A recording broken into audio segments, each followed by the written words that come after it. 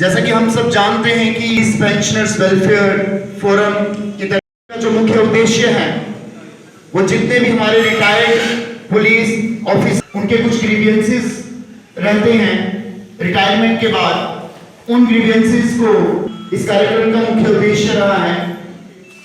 और जैसे कि अपना कीमती समय निकालकर हमारे बीच आज के कार्यक्रम के मुख्य अतिथि श्री श्रीधर पाटिल जी पहुंच चुके हैं। बड़े लंबे अरसे से एसएसपी साहब की एक ख्वाहिश थी कि वो आपसे आके रूबरू हो और आपसे मिले, क्योंकि आपको सबको पता है कि कोरोना के चलते हुए हम इस तरह के कार्यक्रम जो है वो नहीं कर पाए।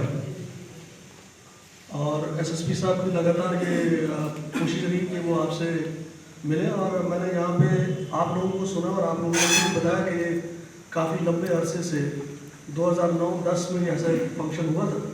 उसके बाद करीबन 10-11 साल के बाद ऐसा आप लोगों से सीनियर अफसरान जो है वो रूबरू मिल रहे हैं और आप लोगों की प्रॉब्लम्स, आप लोगों की जो मसाइल हैं उनको सुनेंगे और कोशिश हम लोग करेंगे कि उन मसाइल में हम आपकी जितने भी प्रॉब्लम्स, दिक्कतें हैं जो आप आफ्टर रिटायरमेंट फेस कर रहे हैं उनका समाधान करने का।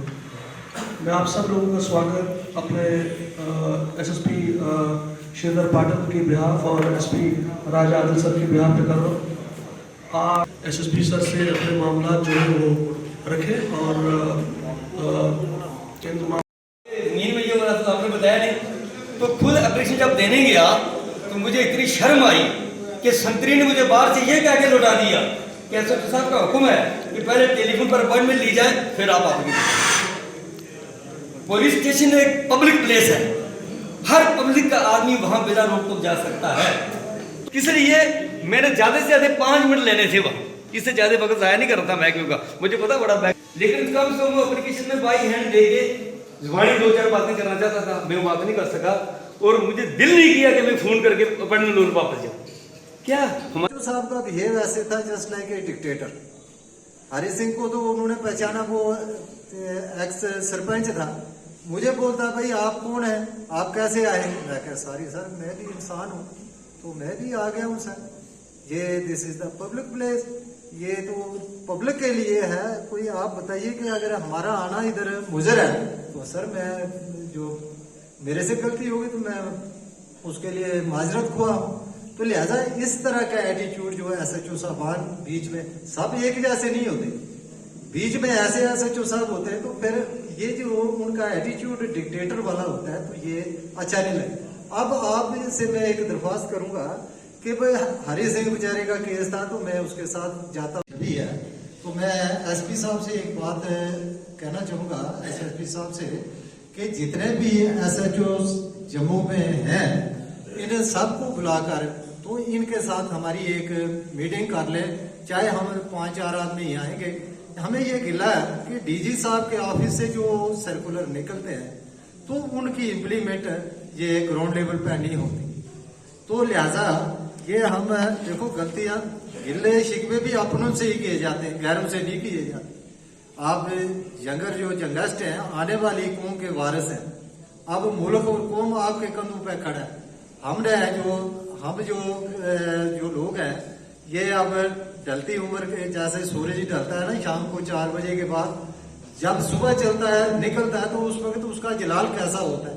जब ये ग्रुप शिकवा शिकायत भी करना हमारा हक बनता है। भाई ये डीजी साहब से जो हमने सर्कुलर निकाले कि जब भी मैं किसी थाने में हम जाते हैं, मैं एक दफा की बात है एसएसपी साहब से भी हम मिले थे, हमारे एक रिटायर हरि सिंह उर्दू से अच्छी तरह वाकिफ हो गए हमारे यहाँ, तो उन्होंने बहुत अच्छा बोला, तेरी कुर्बत तो मुकद्दर है, मिले ना मिले तेरी बातों से भी मिल जाती है राहत हमको। मैंने शेयर परेड किया, ये आपकी बातें हैं। Respected SSP Jammu, SDP RS Pura, SP RS Pura, retired police अफसर्स, ये आज का जो दिन है बहुत बड़ी बात है।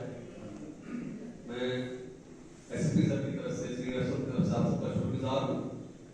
पुलिस वाला रिटायर हो गए, मैं एसपी हेडक्वार्टर हूँ, एसडीपीओ साहब हैं, हमारा काम यहाँ है, मैं आप वर्किंग डायरी में लिखूंगा। और मेरे एसपी हेडक्वार्टर्स राजा आदिल साहब, इनके एनजीओज और रिटायर्ड पुलिसमैन वेलफेयर एसोसिएशन के जो कुछ लोग हैं उन सभी ने मिलके के और सुन के बाकी गिले शिकवे चलते हैं कि आप मुझे अपने बीच का एक समझते ही है। जो बख्शीश हमारे संतरी ने किसी के साथ भी अगर इस तरीके का व्यवहार किया तो वो जो बख्शीश है उसको भी आधा परसेंट 50% बख्शीश उसको भी मिलना चाहिए। एसएसपी जम्मू आप सभी लोगों को ये अश्योर करना चाहता हूँ कि ये मेरी जिम्मेदारी है कि वो 50% हिस्सा सूद समेत उन संतरियों के पास पहुंचेगा जिनका व्यवहार इस तरीके का होगा।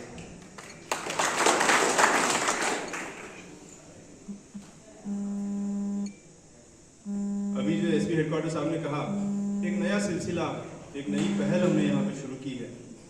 जो भी हमारे यहाँ से डिस्ट्रिक्ट जम्मू से रिटायर होते हैं उनकी रिटायरमेंट इज्जत के साथ होनी चाहिए। किसी महीने में 3 लोग, किसी महीने में 4 लोग। तो महीने की जो आखिरी तारीख है, आखिरी तारीख को हम सभी लोगों को उनको बुलाते हैं। साथ ही साथ हर बार हम आप में से कुछ लोगों को शिशु कह सकते हैं, एक नया बच्चा कह सकते हैं जो इस घर में आज की डेट में जन्म लिया है, जिसने पुलिस महकमे में जिसने जन्म लिया है, वो एक साइड में देख रहे हैं। और उनकी तरफ से जो ये अपील की गई कि आप लोगों की तरफ से रिक्वेस्ट है कि आप ऐसे ही छोटे छोटे बच्चों को ऑफिसर्स बनाएं। बहुत अच्छा लगा ये सुन के। कुछ बातें आप लोगों ने कही, वो सारी बातें मेरे संज्ञान में आ गई है, एक एक मैं दोहराऊंगा नहीं। एक जो बहुत इंपॉर्टेंट मुझे लगी और जिसमें मुझे एक कहानी याद आ गई, अकबर बिरबल की कहानी। वो कहानियाँ हम बचपन से सुनते सुनते बड़े हुए थे। पहली बार जब बिरबल अकबर को मिलने जाता है तो उसको उसका जो द्वारपाल होता है, जिसको आज की भाषा में हम संतरी कह सकते हैं, संतरी उसको रोक देता है। वो उसके साथ बातचीत करता है, वो बोलता है कि राजा ने मुझे बुलाया है। तो उसको संतरी को लगता है कि राजा इसको बड़ी बख्शिश देने वाला होगा। तो वो कहता है कि अगर तुम्हें बख्शिश मिला तो तुम मुझे क्या दोगे? बिरबल की तरफ से कहता है मैं तुम्हें 50% ऑफ उस बख्शिश का हिस्सा दे दूँ। आप सब लोगों ने सुनी होगी कहानी। तो फाइनली वो उसको अलाउ करता है। बिरबल राजा के पास जाता है, अकबर पहचान लेते हैं। अकबर उसको कहता है कि हाँ बिरबल बताओ आपको क्या चाहिए। वो बोलता है मुझे 100 कोड़े मार।